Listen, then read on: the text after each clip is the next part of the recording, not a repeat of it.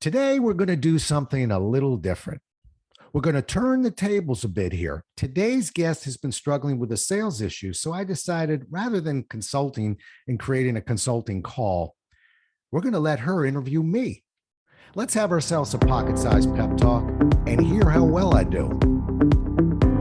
A pocket-sized pep talk, the podcast that can help energize your business and your life with a quick, inspiring message. Now, here's your host, Rob Jolles. Jen Goldman brings 30 years of experience transforming over 1,000 businesses. Jen is a CFP, published in Inc., Tech Tools for Today, and Liberated CEO. She understands how to run a successful business, how to change and bring energy and experience to that effort. But there's a sales issue she's struggling with. And that's what I want to get at. Jen, welcome to the show. Thanks for having me. I'm so excited to be on. Love your energy. Well, let's see if we can marry energy with information. That's we were before we went live, we were talking about webinars. And to me, the real challenge sometimes is we can make it entertaining, we can make it motivational, we can make it inspirational, but that's the easy part. Can we provide the real information that you need and then surround it with all that good stuff? So let's see how well we do. So let's talk. Tell me about, you know what, before you hammer me with this issue, I would like to just hear a little bit more about you. So just kind of tell us a little bit more that I didn't get out of that bio so we know who's firing these questions today. Yeah, absolutely. So let's see, born in Buffalo, New York. So that makes me a hard worker. Moved to Boston, Massachusetts, pursued what at the time was probably not easy to do and be in finance as a woman and young. And I can say it, green is green. And kind of evolved from there. Now I'm consulting businesses, affecting change in person, change in habits, change in process, the big C word of change. And been doing that for 16 years. So here we are. Well, those years do sneak up on you. Yes, they do. Tell me about it. But I got some gray hairs to show for it. Yeah. So the thing you always want is the wisdom. I've got it now. And folks, there's no middle spot, because I know those first couple of years we're almost foolishly wishing, boy, I wish I was just a few more years older, just a little older. And then you blink, it's like, whoa, I wish it was just a couple years younger. I can really connect with these clients. Yes. So, we're as young as we're ever going to be today. So we're both two youthful folks having a good conversation. Okay, so we know about you. And let's hear about this sales issue a little bit. Yeah, so the big issue that I always see, and this goes to the fact of being older and have done it, how do you, as a younger executive or upcoming executives, right, or a minority business owner, how do you get your founder or your owner of the business to change? So we can talk about self-reflection and change, right? We can talk about small ideas, but I think the biggest hurdle in business is getting founders to either step aside, if I may say it, or embrace change and not be threatened by it. So I have to be honest, I thought, who better to talk about this, because it is selling. Right. And that's your expertise. I don't have expertise, wasn't trained in selling, probably the worst salesperson on the face of the earth. So that being said, I would love to hear from you. Okay. First of all, you're not the worst salesperson on the face of the earth, because you made it to the podcast, and so you have an ability to create trust, and it all begins there. So let's, I know you're being kind, but as the sales trainer in me immediately wants to say, before I turn myself loose, you're doing just fine. And it'll lead into the answer to your question.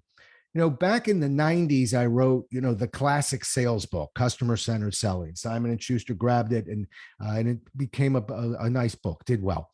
And I did a second edition, although I struggled with the second edition because I kept saying, yeah, but I really haven't changed my mind. I don't really know what to put there, but it was the classic, if you want to make money and lots of it, you read this book, Jolles knows everything. And it haunted me a little bit because, okay, when I was working in classic sales scenarios, I work in the car industry, the financial industry, everybody was fine. But I was dealing with the human interaction. I was dealing with people that walked in and said, I'm not a salesperson, but I need to get my idea in that person's head. And I want them to feel like they thought of it. And I said, well, welcome to the world of selling. So that's when I wrote, and I'm not pitching books, but I want you to know kind of the evolution of a sales trainer. The evolution of Rob Jolles was, first I wanted to tell everybody how to sell. And then I realized there's so many people walking around saying, I don't really sell, but I kind of need to. Maybe we ought to take the dollar signs off the cover of the book, stop telling people I'm going to make you a ton of money, and deal with almost the moral side of this argument, which is, I think when you move someone past their fear of change, when you help somebody to make a proactive decision, because people don't naturally fix small problems, they fix big ones. So when we really believe in our solution, and even in this scenario, trying to get this founder to change, we're not doing that for any other reason, but that we, in our heart, in our soul, we believe this would be the best solution for that founder.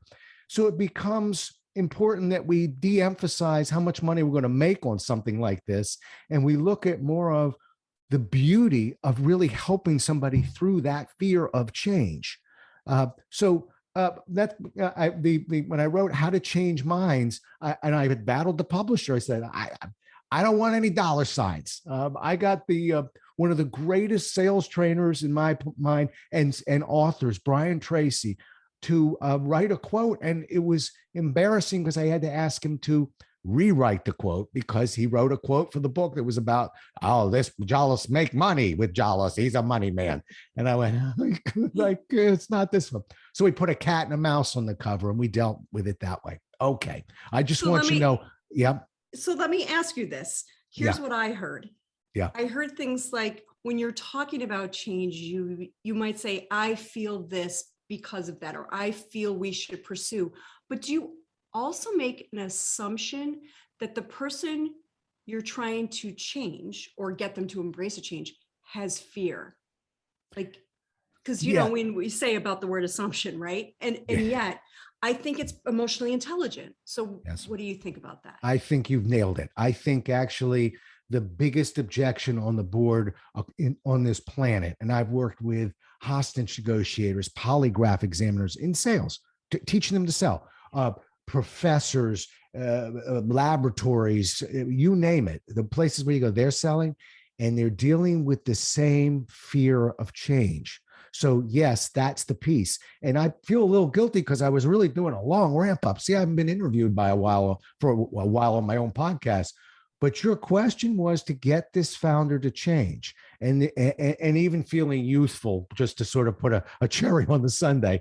But it's always an unfair fight when you're dealing with the founder. And I mean that in a nice way, that we really, we're not two even individuals.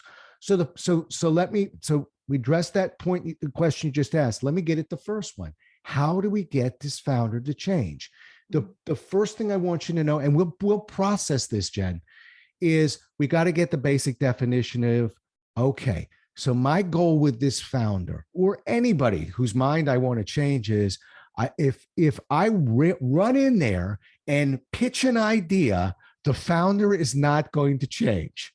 If I go in there and I follow a process to take my idea, put it in that founder's brain, and make him or her feel like they thought of it, youth is no longer an issue. And we'll change that mind. Let me just go one step further, and then I went pick me apart. But the most important thing, and we sort of dabbled with it just a second ago, is we have to create trust. We have to create trust. And here's the weird part. That's one of the hardest things to process. There's so many. We want an opening tactic. I can process that. One objection, I process that. I can process almost anything that happens in a conversation. And yet trust is a tricky one. So trust, one of the best ways to create trust is to pitch the word pitch. Isn't that weird? You're talking to a sales guy and I can't stand the word pitch. When somebody says, you know what I want to do? I want to come in here and I want to pitch you an idea. Oh, so you basically want to just talk nonstop and guess at what my needs might be. You don't even know what problem I'm trying to fix. You don't even know if I have a problem, but you want to just pitch. I think it's almost a 4-letter word, PITCH. Well, it isn't exactly, but it should be. It should be banned from the sales community. Let's get out of the world of pitching and talk about trust. Okay. So how do we make sure or create trust with that founder? And I feel like I'm talking a little too much here, but let me go for 30 more seconds. I'm interviewing you, so you're supposed to be talking. Okay. All right. Okay. So I know I'm feeling guilty. I always tell my guests, don't talk too much. I'll jump in. Okay. So, but let me just finish that thought and then we'll get at the other pieces. To process trust, so let's put some real ideas on the table, not just I sure want to, is 1, I have to be the one asking the questions. 2, I got to be tuned into and remind myself, we've all learned it, but remind myself to ask open questions. In other words, remind myself that the more the founder talks, the more trust they're going to have in me. See, the opposite of a pitch when you look at it. So A, I'm going in there, I'm asking questions. B, I'm going to try and keep them open. What, how, and why. Third thing is I want to play my strengths. Stephen Covey said it the best when he said, begin with the end in mind. So what do we want the founder to want? If you want, you can go deeper into that example for me, or I can just pull one out of the air. But I sold for Xerox. So I always wanted somebody to want a product that was easy to use because Xerox was typically underfeatured, but very simple to use. That was a strategy. Mm-hmm. So when I say playing my strengths, I always ask my client, not, are you having problems with your copier? Let me pitch you an idea. I would go in there and really just say, why don't you just tell me who uses the equipment? See, that's an open-ended question. It's not problem related. And yet there's a right and there's a wrong answer to the question. See, if it's everybody, that's walking into one of my strengths. I'm going to want to go in. And what if it isn't everybody? I may not have all the information. So we never want to go in there just assuming we know what we're ready to pitch. And now I've got that founder talking, and now they're in a position of strength and control. Make that person feel good. That's fine. And as Tom Cruise said in A Few Good Men, I'm going to take that person right where they're dying to go. Okay. So that must mean that you were walking, like I was talking to a group of leaders this morning and said, you need to prepare when you go in to talk to the founder. So this is not, and you need to confirm this, this is not going in and just winging it. This is really being deliberate about when you go in, like you said, end goal in mind. Yes. Right. So there is preparation, whether it's mental or written down or both. Is huge. What do you suggest on that? There's good and bad news on that, by the way. First of all, yes, that's always the easiest answer. I'm going to prepare some questions. But wait, when we start getting deeper into the conversation, there are going to be questions. Unfortunately, I can't prepare. So I'd love to. And I think, again, salespeople or people who are trying in good faith to persuade someone will go in with a whole list of questions. I love it. I think we don't do enough pre-call planning. Quite frankly, in the sales training that I've offered, it only took me about 20 years to realize I'm no longer throwing people into a role play.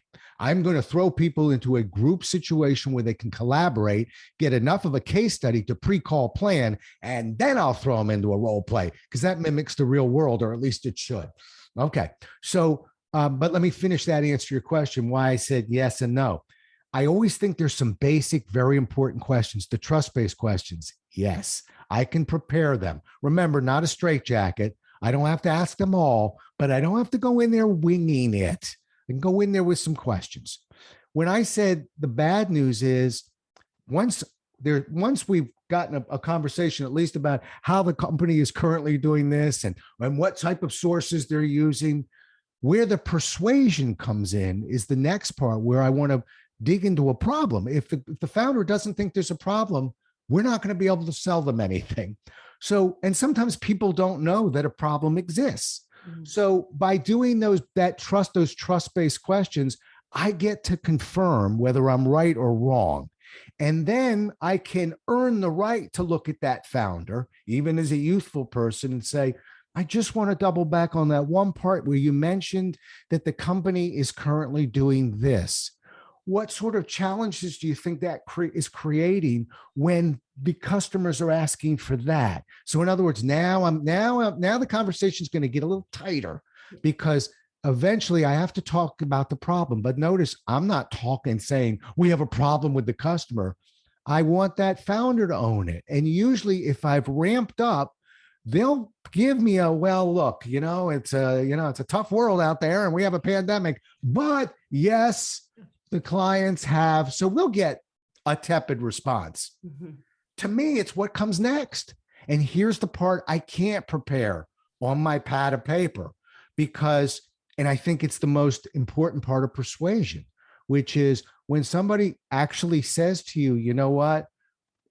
The water fountain isn't as cold as we'd like it to be. Okay. But water fountains cost money. So in other words, a problem exists, this problem exists, but you don't want to do anything about it.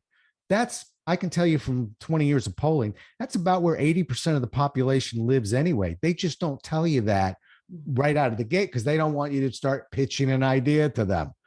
But when you've earned the right and now it's their conversation, they've owned it. One more thing, and I'm really, again, the only part of this podcast, folks, is there's a lot of Jollis talking, but I gotta get this last point on. Must keep talking. Welcome to a Jollis seminar. The greatest thing I ever learned in selling or persuasion is when because I don't think we've lost the audience yet. When somebody says, okay, I know that exists. I know that we're getting a percentage of customers who are not giving us the kind of feedback we'd like. But in business, young fella, okay, my job is not to argue it. My job is to go deeper into the problem. See, again, instinct versus logic. Instinct is, we know that's a problem. Oh, well, let me tell you how to fix it. Logic says, if you knew it was a problem, why haven't you fixed it already? Because it's not a big enough problem to you yet. So I'm not pitching a solution. I'm going deeper into the problem. Yes. And that's where persuasion lies, in how deep and how many questions you can ask about that problem to let somebody see that, gee, the impact of this would be there and the repercussions would be here. Now we're moving to a more fertile ground of, I have an idea. Okay. It's the pause effect, and you could call it what you want. What I'm hearing is that persuasion includes the giving them that moment to think and go deeper themselves mentally to then solve. And there's where their buy-in is. So the process of selling is truly a process then. It's not you go in, even with the prescript, and you talk. It may be you leave and you come back and delve in deeper another time, right? Isn't that? Absolutely. We study decision cycles, and we know we can actually forget the sales cycle. We know the buying cycle. Mm-hmm. We know that people will go through, they don't last there long, but they go through kind of a honeymooning on whatever it is they like. And then they really hunker down to like buying a car. The first few months, it's perfect. And then for the next few years, it's not perfect, but it's good enough. And, cars aren't cheap. So people just sort of live with a problem. Our job, well, let's stay on that decision cycle. Then something typically happens. See, if we don't go into the founder, we don't have to go in. The founder will make a change, but not when a small problem occurs, when a big problem occurs, right? So that's what I mean. That's why I say we have such an important job to do, because we have the ability to save people, literally save people. But on that decision cycle, once the problem becomes huge, car's been acting up, car just acted up and cost us $4,000 on a new transmission. I think I'm going to get a new car. Okay. Then that's when people are going, do you have any ideas? Anybody got ideas? Okay. And the order takers come sliding down the fire pole and go, I got it, boss. We're talking today about somebody who hasn't come across that decision point yet and is still living with the problem. So hopefully you see the logic of not jumping right at it. That's going to push somebody away. They probably won't even be truthful, but earning the right to at least enter into that conversation and then going deeper. I love the word, Jen, I've always loved the word and. If I can't think of a question, I call it when in doubt, throw an and out. But if I can't think of another question and they're going, so then obviously the customer would probably have a right to complain. And once we get those kind of complaints and that's sort of the poster child of what we're trying to do.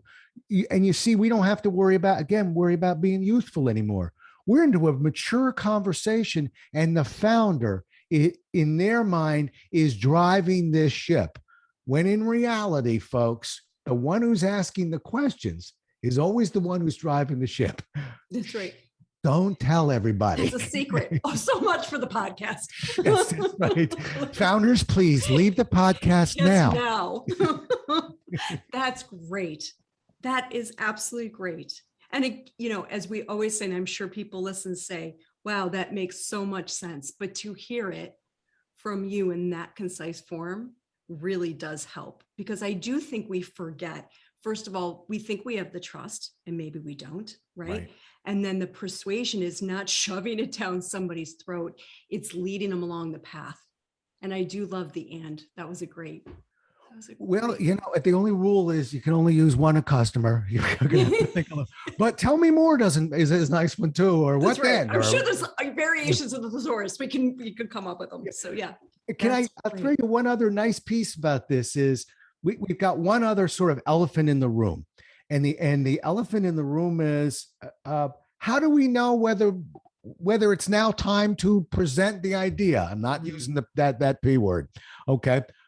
How do we know? There's a wonderful trial close that almost nobody uses that I've been fond of for years. And I sort of run around this planet going, folks, you're missing a really good one here, but I'm only going to teach it to you once.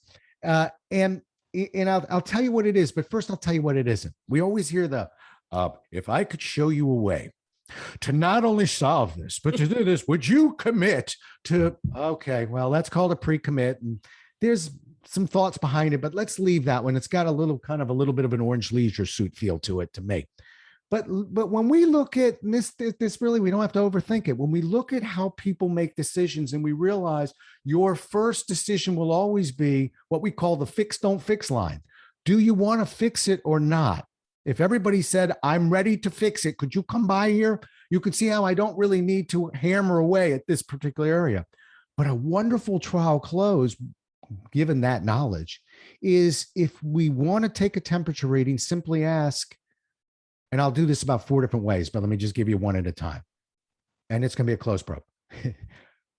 Is now a good time to look at alternatives? Do you think it's worthwhile looking at some solutions? Do you want to fix it?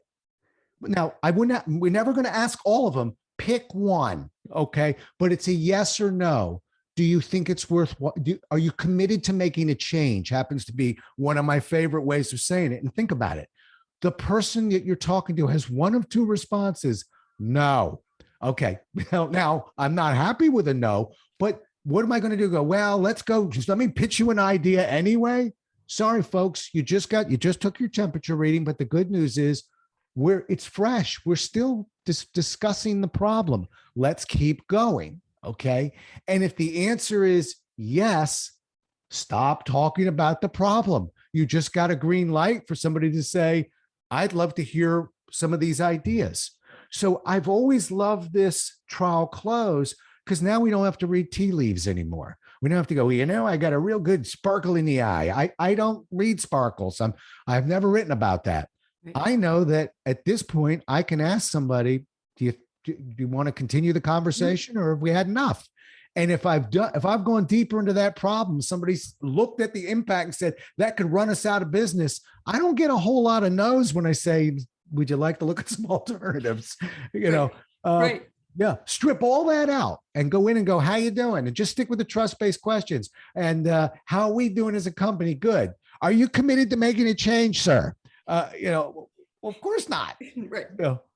So let's not lose sight of the fact we can test it. Mm-hmm. The alternatives idea leaves the door open a little bit. Right. So even if they were to come back and say, well, maybe not right now. And that's a sign maybe that you didn't go deep enough. Didn't create enough urgency. Yes. Yeah. And let's not beat ourselves up. No. I'm pretty good at what I do, but I don't close them all. I just like to think sheepishly, most salespeople that are fairly well trained will tell you, I just close a higher percentage of them. and so some of them, there might be other information we just didn't get. But all I want to do is go to Las Vegas. I'm not a big gambler and just play the best numbers I can. Mm-hmm. And so it's nice when you've had a conversation like this with a founder or with any individual, and maybe it doesn't go your way, at least now we have a repeatable, predictable process that we're attempting to follow. And we can look in the mirror and go, well, that really wasn't on me. Like an interview, if you've ever interviewed and you've walked out going, wouldn't it be nice to walk out and go, you know what? I played a wonderful round of golf in there. I really, if I don't win, it won't be because I screwed up my shots. It just wasn't in the cards for me today. And it becomes a habit. If you're following this process, right, it becomes a habit. You tweak it, you can adjust, and then you spend more time being aware of the reaction and less time of what you're actually weaving them through. Absolutely. I can absolutely see how you can only get better. And yeah. You know, Jen, I've always loved the saying that, you know, when you have a process, you have a way of measuring what you're doing. And when you can measure it, you can fix it. Mm-hmm. And so what we're talking about right now between us is not just, let's just go into the founder and here's 3 questions you could ask them. I'm more interested in a process that we can follow for every founder and for every manager or employee or coworker or anybody who we want to change their mind of. And that's where we're at right now. That's great. I love it. Well, okay. Now, I still think there's just a little bit more work, and now you can be done with Rob Jolles. But we've moved them over that most important decision point. Okay, whether they want to fix it or not. I just want to dovetail back and close the loop on the very first thing we worked on, which was we're going to take an idea, put it in somebody else's brain, and make them feel like they thought of it. Well, call me old-fashioned, but I like that idea to be the one that I'm trying to present today. So remember when we said we're going to kind of begin with the end in mind? The reason why I'm asking you about certain things that I fix well and is because in the end, when we get that, okay, I think this is I'd like to hear a solution or two. We don't have to go, well, let's see, what are we going to fix this with?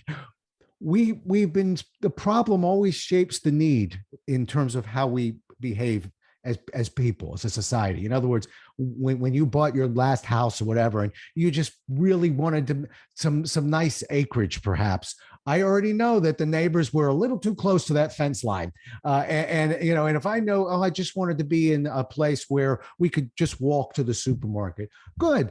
How far in the woods did you used to live? So the problem always shapes the need. If we understand what our solution is, and we understand what problem that addresses, and then we deal with that in a conversation, and we're asking about that problem and allowing that other person to articulate, we will close the loop. Because when we get that, I think it's I'd like to fix it. Well, you told me this is going on. Would this be a solution? And okay, well, I had that in my pocket 2 days ago. I just wanted you to ask for it. And so that's how we take a definition of my idea, your brain, and we actually build a process around it. So in fact, that will come to fruition if we do it that way. So I just wanted to close that loop for you. That's great, because it's a nice soft way also of, listen, you get the buy-in, you get the yes, and then you bring it back to, and I had that solution. I mean, I think that's what some younger, and again, this is not about age, right? When you're presenting to, it is hard to hear that solution or that idea come out of the founder when it was yours to begin with. There's a happy medium, and you just gave us that. Yeah, well, thank you. And, it's interesting. I am getting ready to hit my 30th year as an entrepreneur, but I did spend, over a decade with Xerox and a little bit with Computer Sciences Corporation. So I understand the corporate world. Mm-hmm. And when you go into it's funny, this is sort of the way I live my life, but I don't live my life as if everybody's going to get me. So world, you can get me, but you only get me once, unfortunately for you, but you won't get me a second time. But it beats the alternative of thinking that everybody's out to get me. Mm-hmm. And so I bring that up solely because I'd like to believe that if we go in there and we've changed the founder's mind and ended up bringing them a solution that really addresses something that they see a value in, that they won't make it just their idea. And we won't be this, it won't be one of these, dramatic movies where, that poor youthful person I think we'll be taken care of. And if we really are trying to help the company and those around us and our customers, we've already been taken care of. So and it's a circle of trust. Let's be honest, right? You bring that solution, you weave them through, it works out, hopefully, right?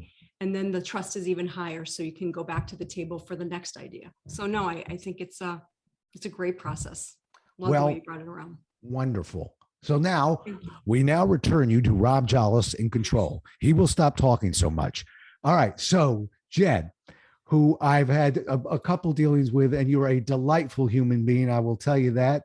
You reached out and offered some clients to me at a time where that was very interesting. I think in 30 years of it, somebody just sort of reach out blind and go, here's somebody you might want to talk to. So you're really a very interesting person to me, and I value that. So how do other people get a hold of you and know and learn more about you? Thanks for asking.